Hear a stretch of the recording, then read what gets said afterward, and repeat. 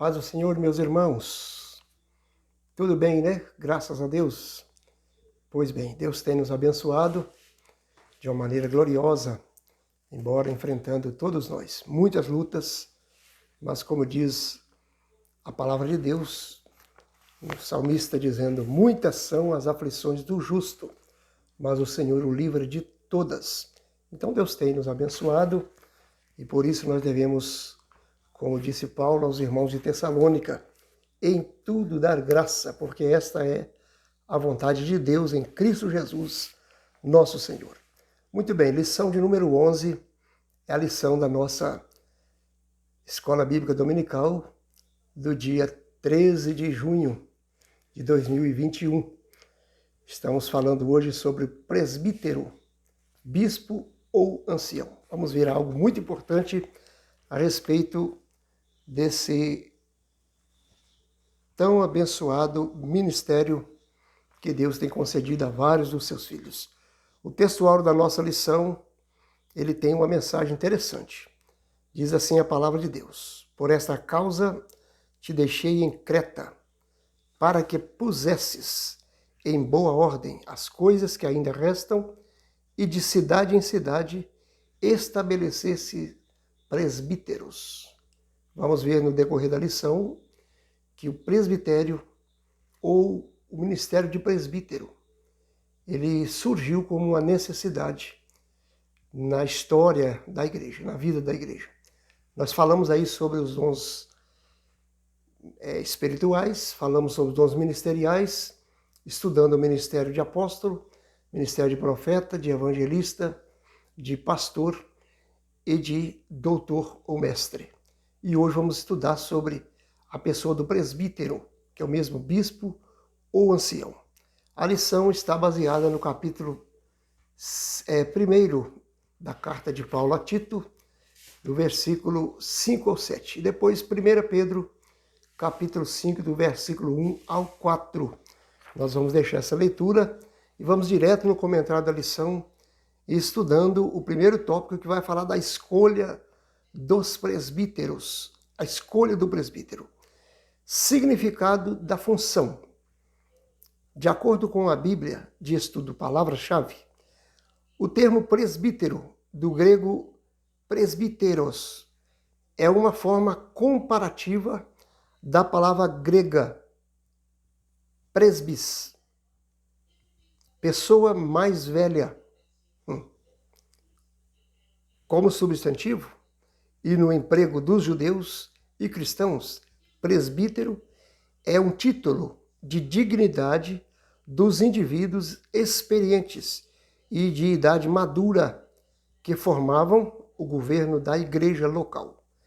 É um sinônimo de bispo, que no grego é episcopos, que é supervisor, de professor, que no grego é didásculos, e de pastor, que no grego é poimen. Então nós vamos ver que a palavra presbítero é uma palavra que tem vários denotativos.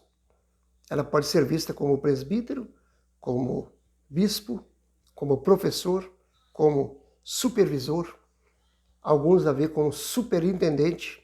Existem algumas denominações que é governada por presbitério ou por presbíteros, porque o colocam nessa esfera de supervisor, de superintendente. Então ele é acima de todos os outros cargos eclesiásticos. Nós vamos, no decorrer da lição, eu vou apresentar para os irmãos aqui um escrito interessante que nós temos na revista do professor, que é um subsídio teológico, um subsídio informativo para os professores, que vem acoplado aí à nossa revista do professor. E a gente vai estar trazendo essa informação daqui a pouquinho para os irmãos. Mas então vamos entender o seguinte: o presbítero originou-se do ancião. O que era um ancião? Uma pessoa de mais idade. Não temos nada contra uma pessoa nova ser consagrado ou separado a presbítero. Mas se buscarmos as origens, nós vamos observar que o presbítero era uma pessoa de muita experiência, ou pelo menos idôneo, de mais experiência, de mais vida que se origina aí, então, da palavra ancião, que era aquela pessoa mais idosa, que era um chefe tribal.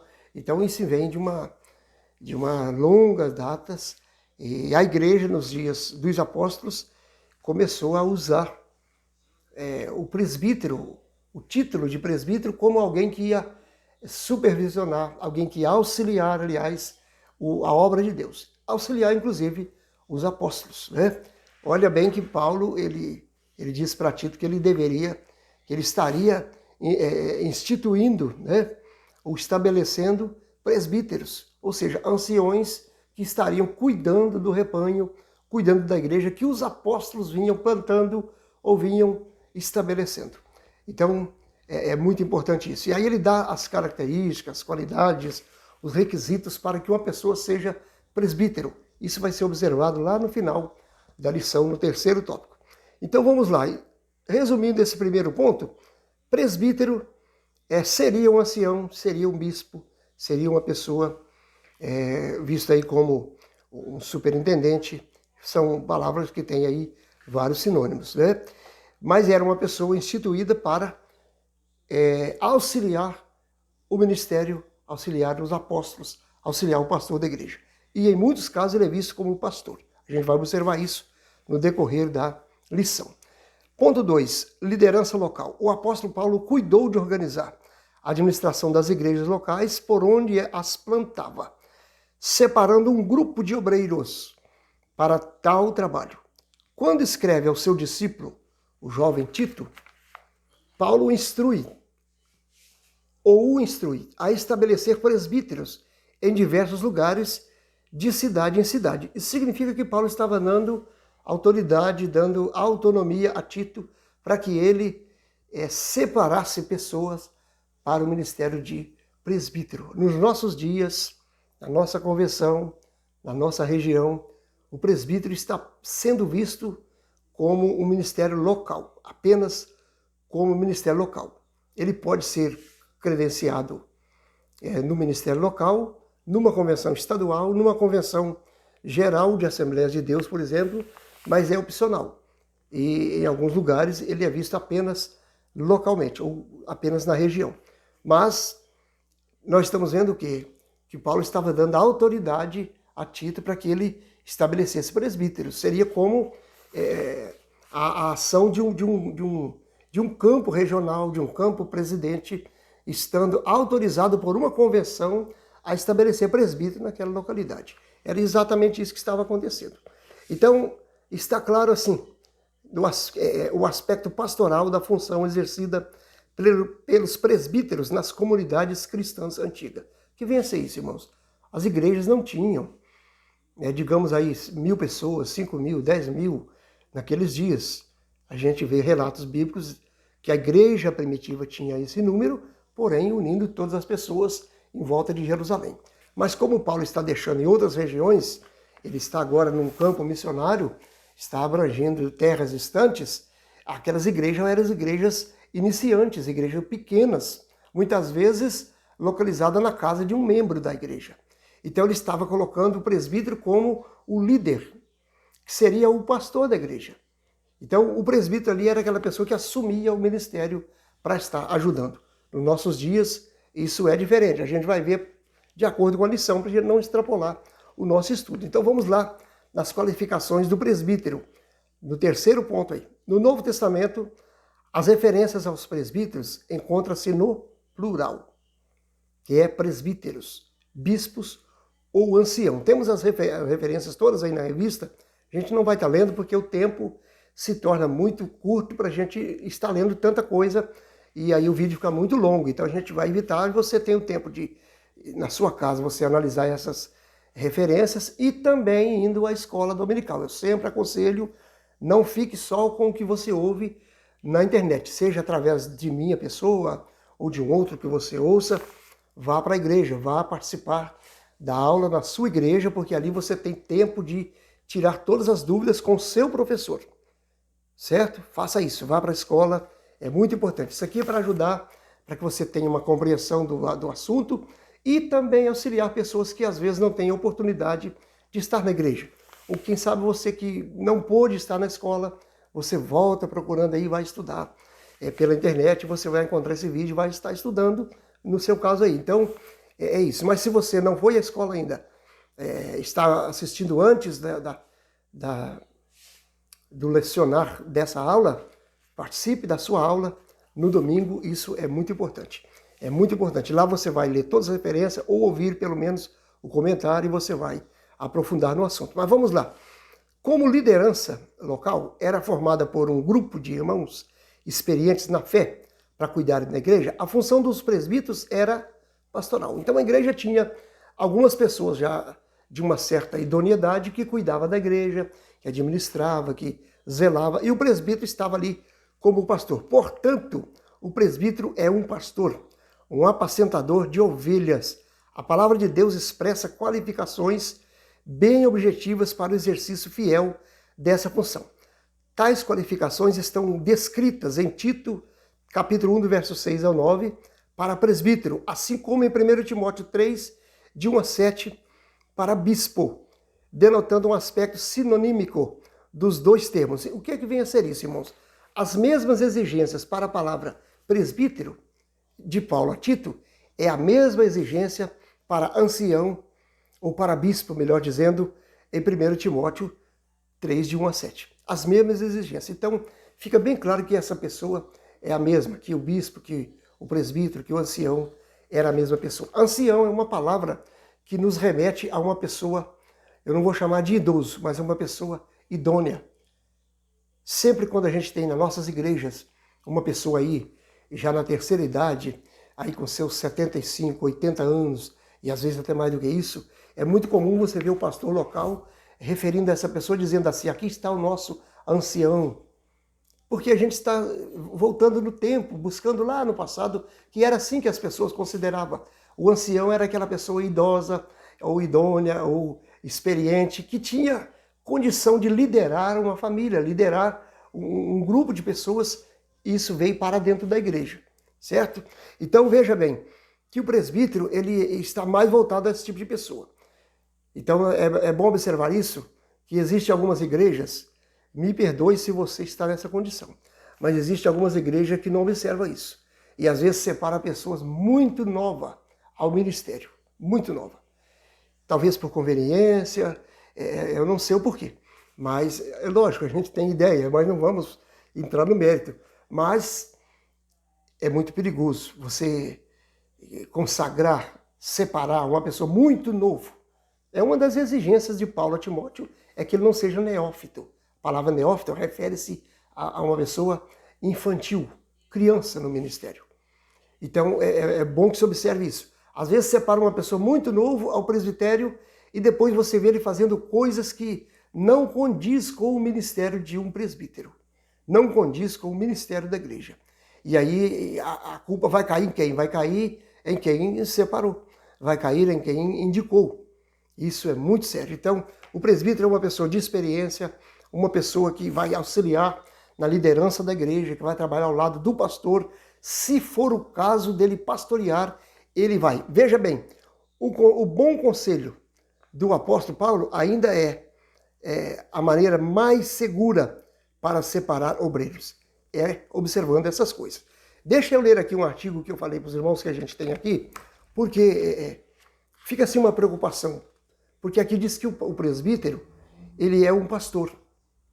Por que ele é um pastor?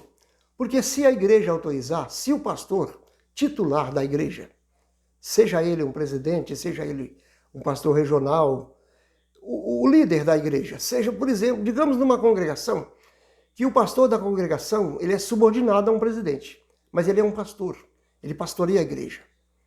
E ele tem um presbítero auxiliar, 2, 3, vários presbíteros. Se ele autorizar, se esse pastor designar esse presbítero, ele pode dirigir um culto, ele pode celebrar uma cerimônia de casamento, ele pode fazer todas as atividades ministeriais, desde que autorizado pelo pastor.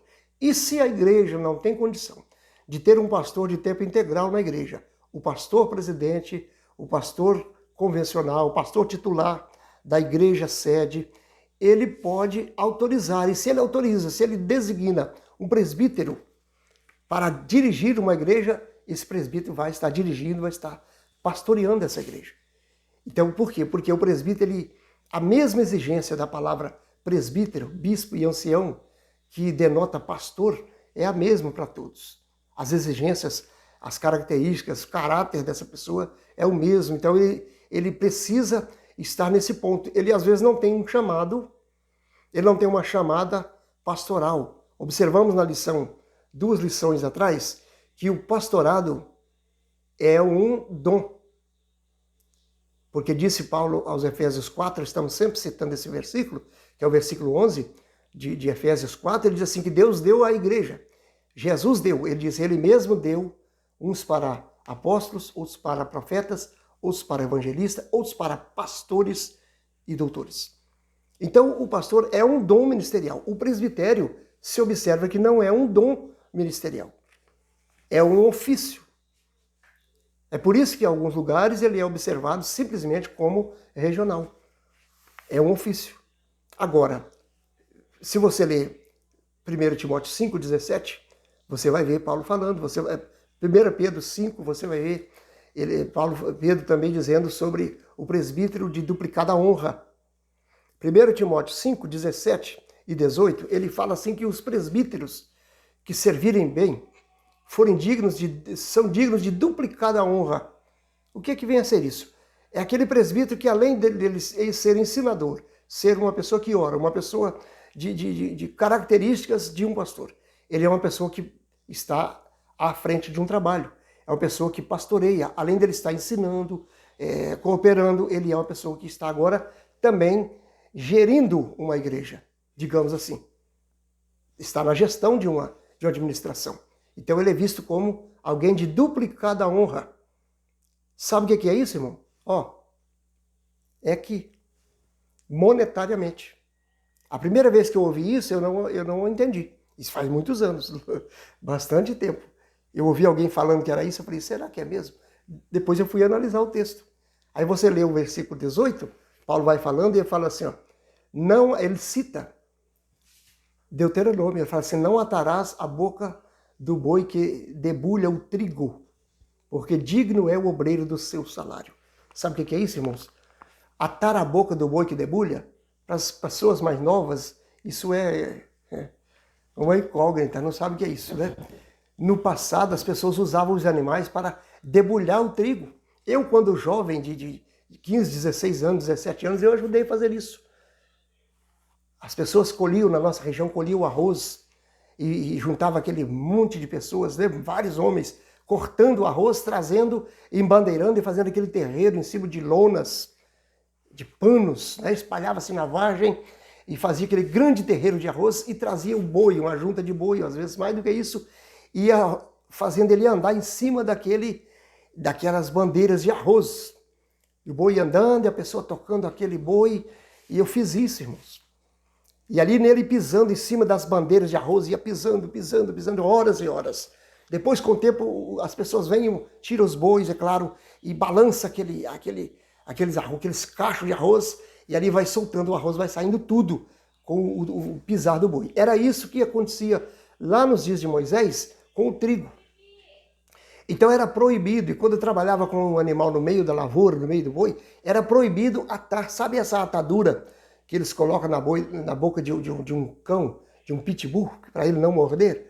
Faziam-se isso no passado com os bois, para eles não comer do que eles estavam trabalhando. Só que na lei de Moisés isso era pecado, isso era proibido.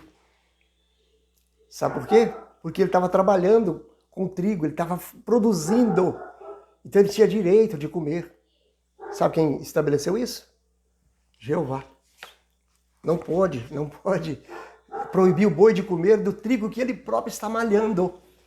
E aí ele fala assim, porque digno é o obreiro do seu salário. Então, quando você pega o versículo 17 e o versículo 18 da primeira carta de Paulo a Timóteo, no capítulo 5, você pega o versículo 18, o contexto dele é o 17. É o obreiro que tem duplicada honra porque ele é um presbítero. Ele é uma pessoa que ora pela igreja, que unge enfermos, que auxilia o pastor. mas de repente ele passa a ser alguém pastoreando. Então ele é de duplicada honra, ele merece o reconhecimento monetário da igreja. Sabe por quê? Porque está dedicando o seu tempo com a igreja. Está dedicando todo o seu tempo com a igreja. E a igreja precisa, a liderança da igreja precisa reconhecer isso. Existem pessoas que não concordam com o salário de pastor, não concordam. Isso aqui parecia que não fazia parte da aula, mas está no texto e é o que Deus colocou no meu coração para falar, e tem gente precisando ouvir isso. A pessoa que dirige um trabalho, que assume uma congregação e o faz com amor, com dedicação, com seriedade, com responsabilidade, ele é um presbítero de duplicada honra. Ele precisa ser visto como presbítero, mas como pastor. Ele precisa ser assistido pela igreja. Quando eu digo a igreja, eu estou falando do ministério. Eu estou falando da administração financeira da igreja. Ele precisa. Não é honesto para a igreja construir tantas coisas e fazer um grande patrimônio e lesar aqueles que trabalham e que geram ovelhas e que faz o trabalho andar. Não. É bíblico, observe isso.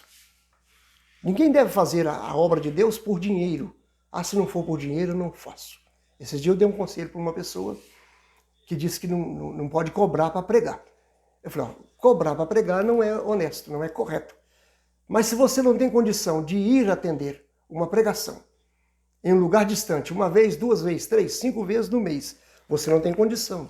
De repente, para você ir a um determinado lugar, eu passo por isso, irmãos, porque a gente assumiu aí uma ideia, uma vocação, certo? A gente assumiu uma vontade, um desejo, o ministério, digamos assim, de pregar, de auxiliar os pastores.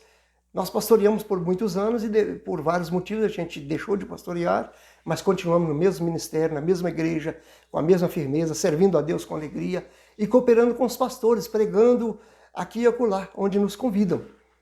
Mas a gente não tem condição de ir a uma igreja, 2, 3, 5 igrejas no mês, por exemplo, sem ter uma ajuda. Ninguém consegue.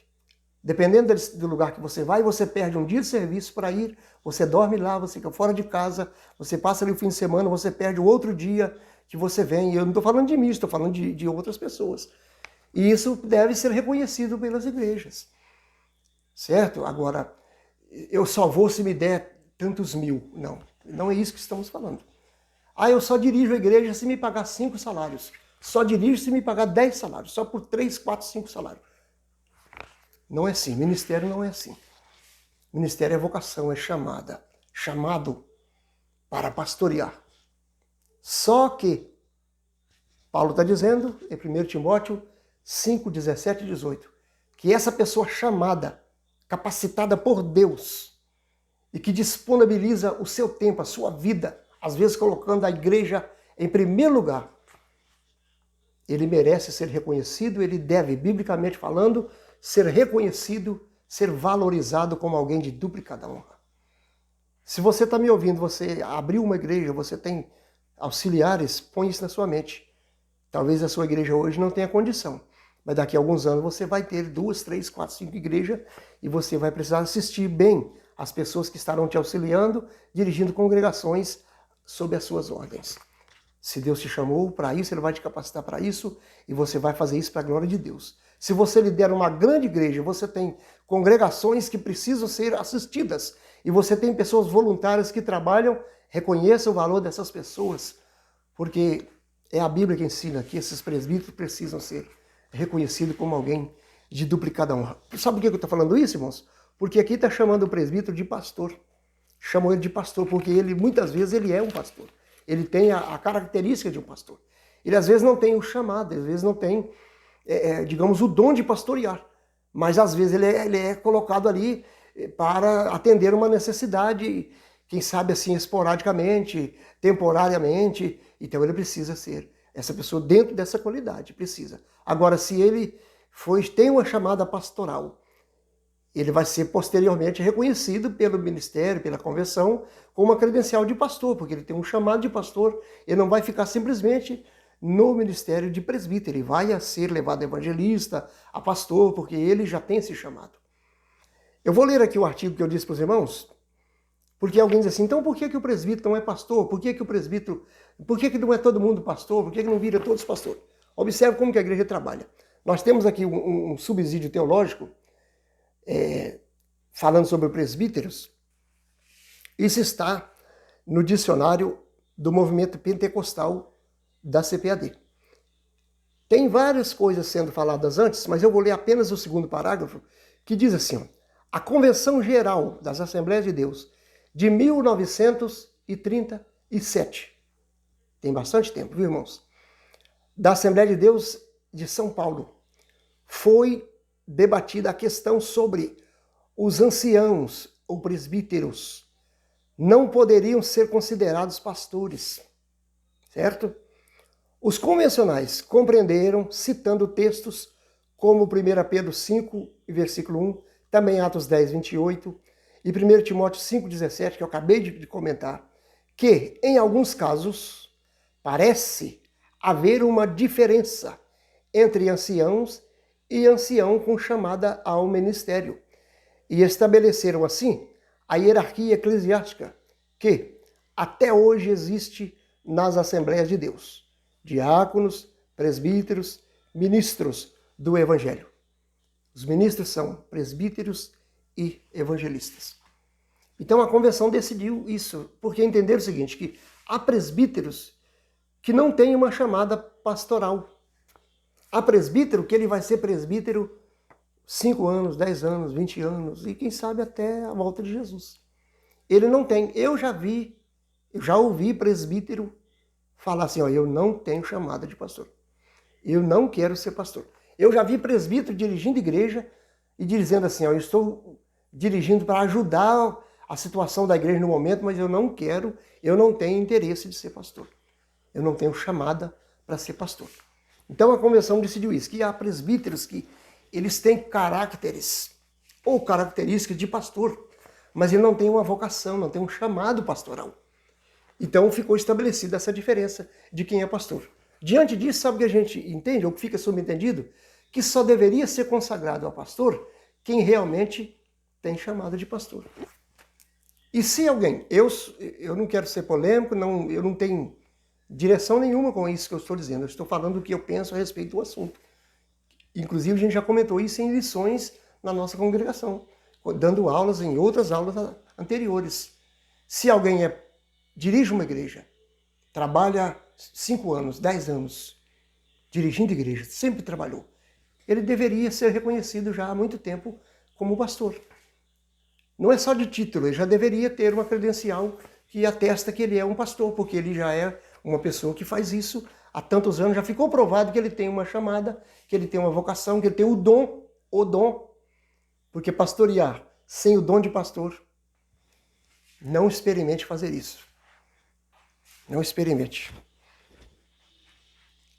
É muito sério. Mas se você tem o dom, pastoreie e Deus há de te abençoar. Tem muitas coisas aí. Irmãos, vamos para frente, a nossa aula é tão boa. Eu sempre quero fazer uma aula com 25, 30 minutos, mas eu não consigo. A gente sempre tem algumas coisas interessantes, mas isso é muito bom. Deveres do presbítero. Aliás, vamos para o segundo tópico. Eu estou saltando aqui e nós não podemos fazer isso, né? O segundo vai falar da importância do presbitério. Olha, nós falamos aí das qualificações do presbítero e vamos falar agora do presbitério. O que é o presbitério? Significado do termo. Segundo tópico, primeiro subtópico. Não despreze o dom que há em ti, o qual te foi dado por profecia. Olha, irmão, que coisa. Timóteo recebeu o dom de pastor por profecia. Com imposição da mão ou das mãos do presbitério. Certo? 1 Timóteo 4,14. Foi dessa forma que o apóstolo Paulo lembrou Timóteo, aconselhando-o acerca do reconhecimento do ministério do jovem pastor, pelo conselho de obreiros. Certo? O que é o presbitério? O presbitério, irmãos, é um conselho, está aí no finalzinho aí, é um conselho formado por anciãos da igreja cristã. Certo? A igreja de Cristo era formada por presbitério. O presbitério hoje, quando se fala do presbitério da igreja, você tem no púlpito da igreja presbítero, você tem evangelista, você tem pastores. Esse é o presbitério da igreja. É aqueles que auxiliam o pastor. O pastor não dirige uma igreja sozinho. Ou pelo menos não deve tentar fazer isso. Pelo menos não deve agir assim. Ele precisa... Como que um pastor vai orar por todas as pessoas, vai ungir a todos e vai visitar a todos e vai dirigir todos os cultos? Não tem como. O pastor precisa do presbitério, do ministério. Nós chamamos de ministério. O ministério da igreja. O que é o ministério da igreja? Presidente, vice-presidente, tesoureiro, secretário e assim vai. Aí vem pastores, evangelistas, presbíteros, diáconos, cooperadores. O ministério é isso. A igreja tem um ministério que aqui é chamado de presbitério. Há algumas igrejas que o presbitério ele é uma categoria que está acima de todos os demais. Não vamos entrar nesse detalhe porque não é o caso da Assembleia de Deus. Atuação do presbitério. No Concílio de Jerusalém, em relação a sérias questões étnicas, eclesiásticas, que podiam compreender ou comprometer a expansão da igreja, os apóstolos eram as pessoas que haviam plantado as igrejas, abriam a igreja e que lideravam a igreja. Mas eles acharam por bem, olha bem, foram chamados, aí eles chamaram, os apóstolos chamaram anciãos, está entre parênteses aqui, presbíteros, para legislar sobre o assunto. Se você ler Atos 15, 16, você vai descobrir. Uma das discussões ali era a circuncisão. Então chamaram os anciãos da igreja, os homens mais velhos da igreja, que estavam como líderes e que tinham títulos de presbíteros. E com eles resolveram a questão. Apóstolos e presbíteros juntos, você vai encontrar isso, várias expressões aí no capítulo 15, versículo 2, versículo 6, depois de 9 a 11 do capítulo 15 de Atos. Valorização do presbitério. Ponto 3. O presbitério deve ser valorizado, pois desde os primórdios da igreja cristã, sua existência tem fundamento na palavra de Deus. Então, o rebanho do Senhor será ainda mais bem atendido se o presbitério da nossa igreja for preparado para a atuação mais efetiva no governo da igreja e no ministério do ensino, tal como instruiu o apóstolo Paulo. Olha o que ele falou. Os presbíteros que governem bem os presbíteros que governam bem sejam estimados por dignos de duplicada honra. Nós já comentamos isso aqui. Principalmente os que trabalham na palavra e na doutrina. No caso aqui, trabalham na palavra e na doutrina, significa na pregação e no ensino. Porque doutrina é ensino. No Novo Testamento mostra que, apesar de haver um pastor titular, o governo de uma igreja não era exercido por um único líder, mas pelo conselho de obreiros. Atos 20, Efésios 4, 1 Pedro 5. O presbitério é vital, ou é de vital importância ao desenvolvimento das igrejas locais e ao bom ordenamento do corpo de Cristo. Eu ouvi um pastor dizer uma vez o seguinte, eu já comentei isso muitas vezes. Eu sou um pastor que não erro. E quando ele falou isso na devida reunião que a gente estava, as pessoas presentes acharam aquilo estranho, causou assim um espanto. Eu sou um pastor que não erro. E ele deu assim uma pausa e falou algumas outras coisinhas e depois ele voltou e disse assim, vou explicar por que eu sou um pastor que eu não erro. Porque toda vez que eu tenho que tomar uma decisão séria no nosso ministério, eu sento com o presbitério da igreja. Eu chamo o ministério da igreja. Ele usou a palavra ministério. Eu chamo o ministério e eu coloco o assunto na mesa e a gente discute o assunto. E a gente chega numa conclusão e aplica essa decisão. Se deu certo, todo mundo acertou e a glória é para Deus. Se deu errado, eu não errei sozinho. O ministério me acompanhou. Aí houve assim, uma admiração na época. Houve uma admiração, porque essa deve ser a norma seguida por aquele que quer ser bem sucedido. Nós estamos vivendo uma época que as nossas igrejas, irmãos, isso que eu vou falar aqui é muito sério. Eu não tenho assim um interesse de ofender alguém, não. Isso aqui é uma análise. Nós somos assembleianos, eu, por exemplo, sou assembleiano há mais de 40 anos, conheço a igreja há muito tempo, pastoreei vários anos, estamos auxiliando, cooperando na igreja, auxiliando o meu pastor, estamos à disposição do ministério e a gente trabalha com seriedade. Mas as igrejas, tanto a Assembleia de Deus como outros ministérios, de alguns anos para cá, mudaram as normas de trabalhar. E o que vem acontecendo? Se você voltar, não vou dizer muito, se você voltar 20 anos atrás, 20 anos atrás, na nossa região, no nosso estado, por exemplo, 20 anos atrás, você tinha um pastor presidente e você tinha vários pastores regionais, era assim que funcionava. Mas com o passar dos anos foi crescendo, foi expandindo, foi aumentando. O que a igreja fez? A convenção criou, dentro do seu estatuto, uma cláusula que dá emancipação a campos. Então se emancipa um campo e cria uma nova CNPJ e esse campo passa a ser administrado por um presidente.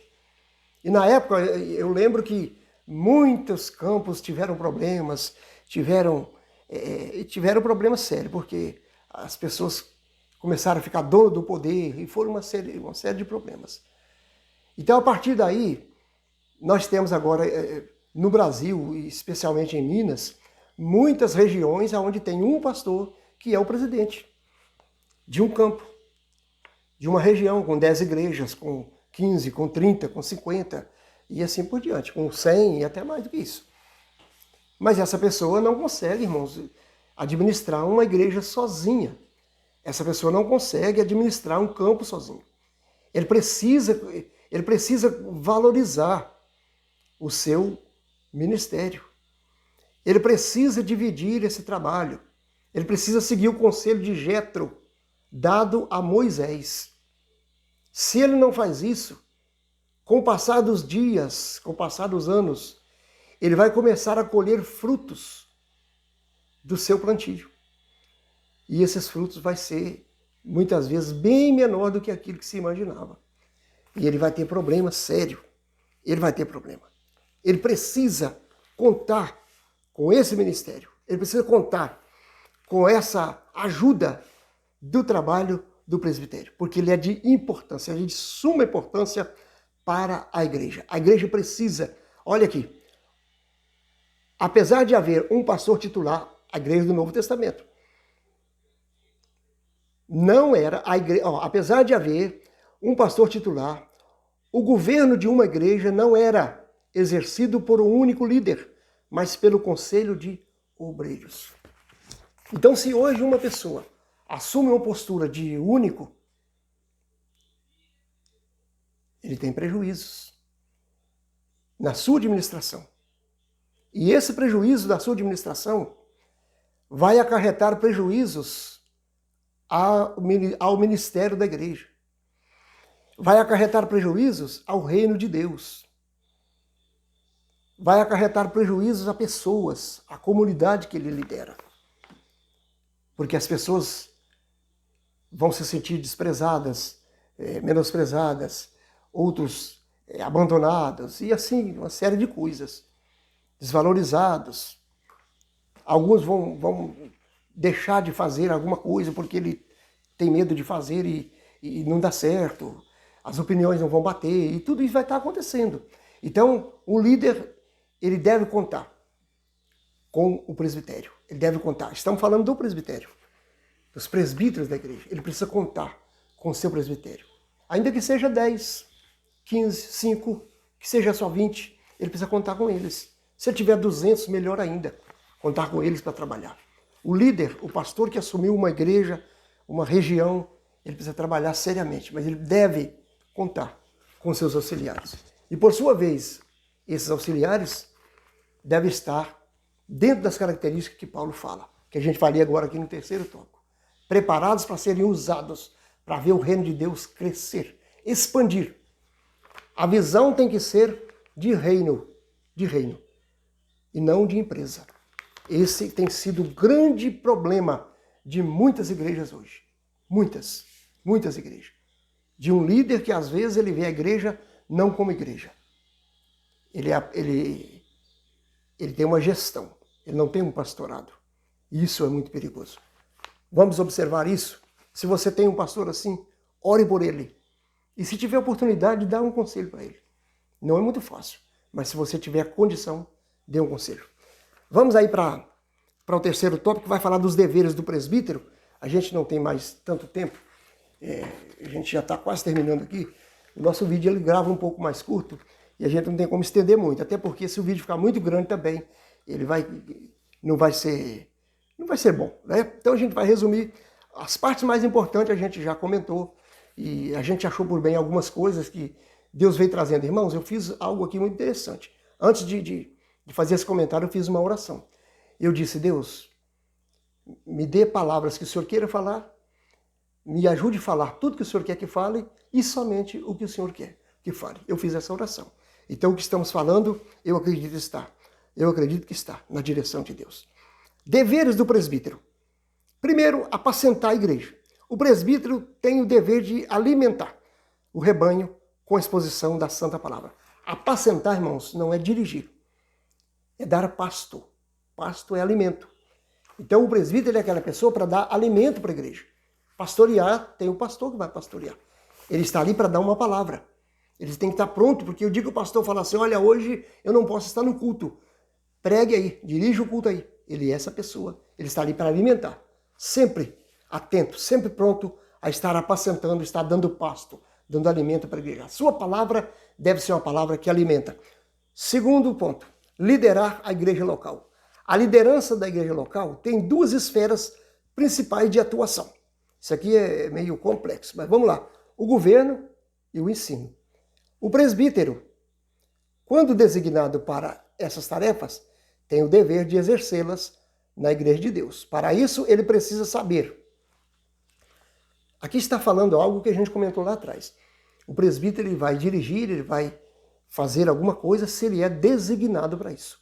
Ele está sob a liderança de um pastor. Então, com a autorização do pastor, ele vai estar fazendo isso. E para ele fazer, ele precisa saber, primeiro, governar a sua própria casa, ser apto para ensinar, liderar o rebanho de Deus, segundo o Novo Testamento, é estar disponível para servir.